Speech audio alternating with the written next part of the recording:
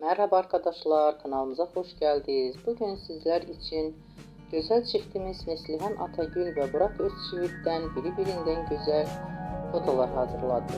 Neslihan Atagül Kara Sevda, Yaprak Dökümü ve Fatih Harbi dizilerinde meşhur olmuşlar. Biz de sizler için onların romantik karelerini hazırladık.